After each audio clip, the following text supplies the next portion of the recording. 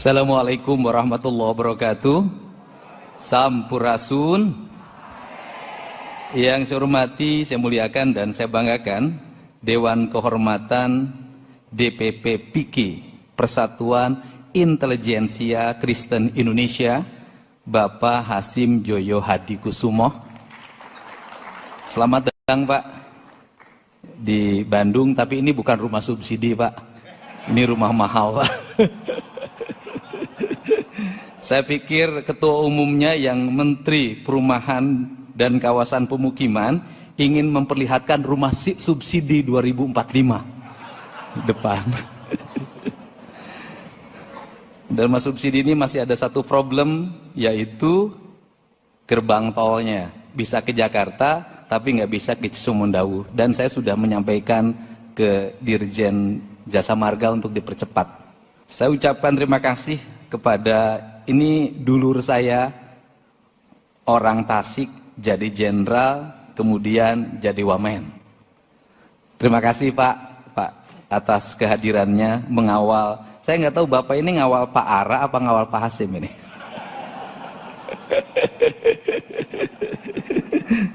Terima kasih. Kemudian ini sahabat saya juga, ini dulu orang ternama di bidang kesehatan, out of the box dalam penanganan pasien, Pak Wamen. Terima kasih. Sudah berapa kali saya ketemu Bapak, tapi saya nggak dapat jodoh terus Pak. Kemudian banyak tokoh di sini, ada Pak Zem, Pak Rubin, kemudian Pak Agus Heru. Saya ucapkan terima kasih. Ini mungkin karena dibacanya dari sisi intelijensia, Bang Ara ini membuat deklarasi kedaulatan kesehatan 2045 di gereja. Dan ini tepat Pak, karena kedaulatan kesehatan tidak akan tumbuh kalau manusia tidak bertuhan secara sempurna. Orang yang sudah bertuhan secara utuh, maka, saya jadi ngomongnya kayak intelektual begini. Ini ada Pak Anton nih, Pak Anton, Ketua Majelis Adat. Terima kasih. Soalnya saya kalau ngomongnya intelektual, besok diangkat jadi Ketua PIKI, bahaya saya ini. Sebenarnya bertuhan itu kan kuncinya cuma 3. 1, penyatuan diri dengan seluruh semesta. 2, penyatuan diri dengan seluruh makhluk, apakah manusia, mikroorganisme, atau kelompok makhluk lainnya. Dalam kaidah Islam banyak menyebutnya kaum jin. Kemudian kedua penyatuan ini akan melahirkan penyatuan yang sesungguhnya. Ketika manusia sudah bersatu dengan semesta, ketika manusia bersatu dengan sesama manusia, dan ketika manusia sudah bersatu dengan seluruh makrokosmos dan mikrokosmos, sesungguhnya dia adalah orang yang beragama sesungguhnya. Nah, dalam pandangan kaidah itu, maka perspektifnya orang yang sudah bertuhan, pasti dia menjaga makanannya. Karena bertuhan itu kan melahirkan batasan-batasan. Orang yang bertuhan itu kan pasti menjaga pendengarannya. Orang yang bertuhan pasti menjaga penghisapannya. Orang yang bertuhan menjaga pengucapannya. Orang yang bertuhan maka dia akan menjaga seluruh ulu hatinya agar sampai pada alam madyapada, yaitu alam kebersihan. Kata orang Sunda, alam padang poe panjang nagara tunjung sampurna, yaitu alam yang terbuka lebar tanpa batas, hari yang tidak pernah terakhir tetap terang, kemudian waktu yang tidak pernah berujung. Dalam kerangka ini maka dia akan melahirkan sebuah sistem hidup, di mana sistem hidupnya adalah dia setiap hari akan menjaga makanannya, dia setiap hari akan menjaga ucapannya, dia akan setiap hari akan menjaga pendengarannya, setiap hari akan menjaga penglihatannya. Kalau dalam kaidah Sunda itu, jaga panonku awasna, jaga irungku angsena, jaga celiku danguna, jaga letahku ucapna, jaga hateku ikhlasna. Kerangka ini sebenarnya akan melahirkan manusia yang sehat. Nah, manusia yang sehat seperti ini cenderung panjang umur, karena dalam setiap waktu dia terus melakukan, ada siklus yang dibangun.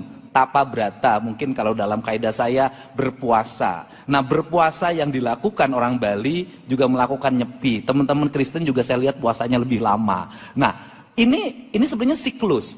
Seluruh siklus itu akan melahirkan energi dan kemudian lahirkan kekuatan spiritualitas. Nah, memang hari ini cara harus bertanggung jawab terhadap asupan makanan yang bergizi, minuman yang berkualitas, udara yang bernutrisi. Seluruhnya negara harus bertanggung jawab terhadap itu, memperhatikan aspek material manusia, perkembangannya dalam setiap waktu. Tetapi juga kita bisa melihat bahwa pemenuhan gizi, pemenuhan protein, pemenuhan nutrisi juga pada batas tertentu akan melahirkan ancaman kesehatan juga.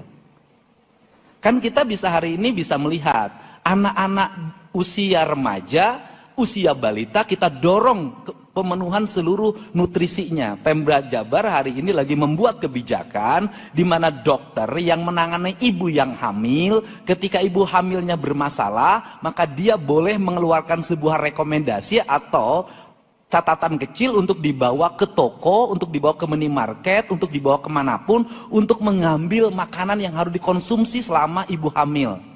Ini lagi kita rumuskan, karena tanggung jawab negara.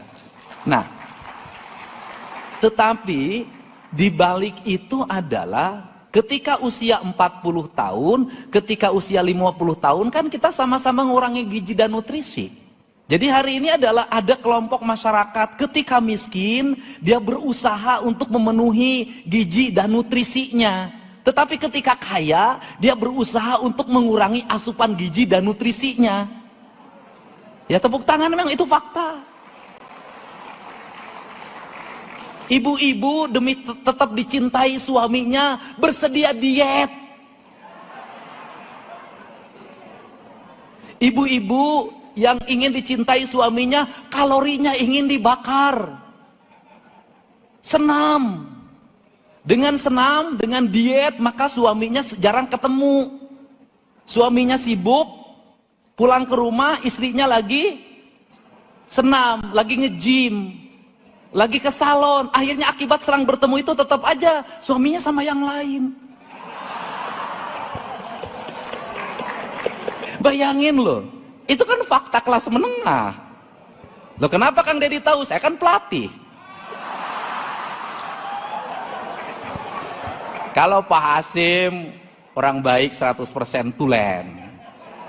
Kalau Bang Ara 100% baik kalau di rumah. Kan itu yang terjadi. Sebenarnya dari titah itu sebenarnya titah agama. Kamu sudah kelebihan, maka kelebihan kamu itu segera berikan kepada yang kekurangan. Ini pertama. Yang kedua, ada tren penyakit, Pak. Saya itu ngomong ini, anak-anak orang kaya itu selalu sulit makan. Maka dia pergi ke dokter anak, ahli gizi, terus agar mau makan. Anak orang miskin pengen makan terus. Kan ini problem. Jadi hawa orang kaya itu kenyang. Karena hawanya kenyang, maka uangnya itu ditabungin terus. Beli saham lagi, turun, naik lagi, beli saham lagi, makin banyak orang kaya. Orang miskin itu uangnya dipakai terus. Ada sekarang, habis lagi, besok beliin lagi. Ada sekarang, besok beliin lagi. Hawanya miskin terus. Saya tuh ngalamin hidup jadi orang miskin. Hawanya tuh lapar aja. Udah jadi gubernur, aduh makan aja seminggu cuma 5 kali, sedikit. Hidup lu itu. Nah, artinya ada dua paritas ini. Nah, di dua paritas ini juga ada ancaman. Ancamannya apa? Problem generasi 45, generasi ke depan nanti, itu bukan hanya problem nutrisi, bukan hanya problem gizi, bukan hanya problem protein, bukan hanya masalah tinggi badan. Kenapa? Rasa malas yang makin kuat. Kenapa? Asupan makanannya bagus tapi otaknya dikendalikan oleh gadget.